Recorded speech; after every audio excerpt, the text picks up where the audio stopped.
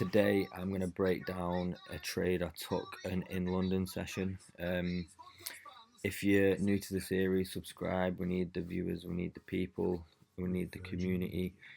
So I'd appreciate that. But yeah, basically, my first video, we had a fresh XFA, and I'm going to be honest, we blew it.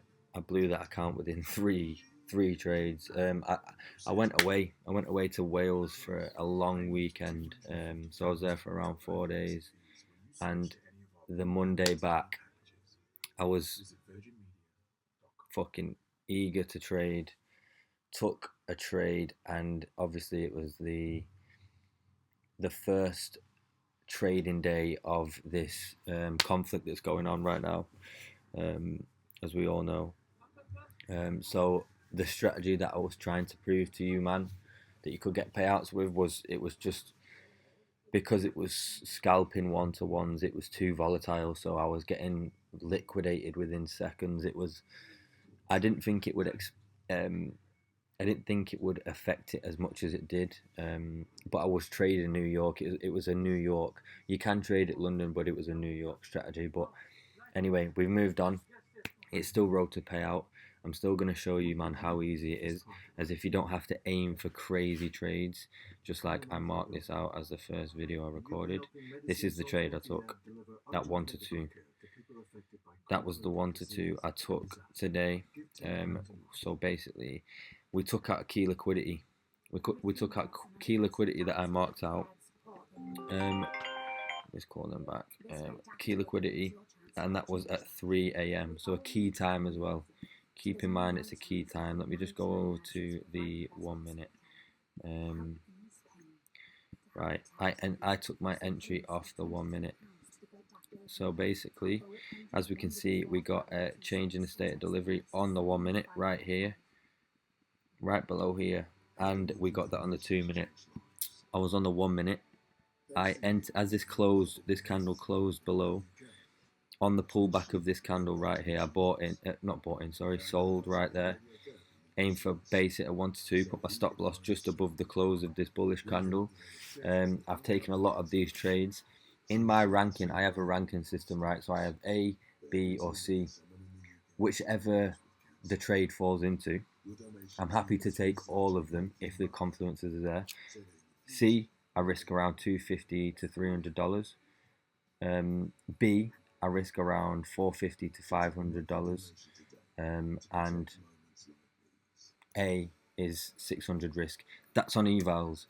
If I was on a XFA, the risk would be for C, $150, $200, B, $200, $250, and then an A ranked would be 250, 275 plus. So mostly $300 risk on that trade, depending on what the buffer that we've built up is.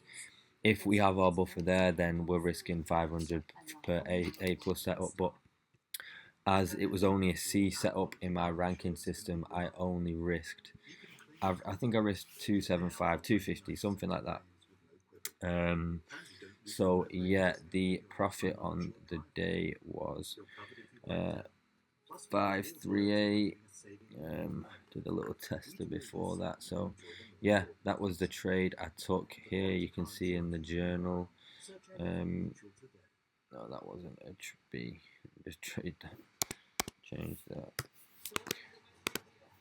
So here's the trade journal. I marked it in. So it was at 3 a.m. I took the sell. My trigger was the change in the state of delivery on the 1 minute. So we entered that right here, and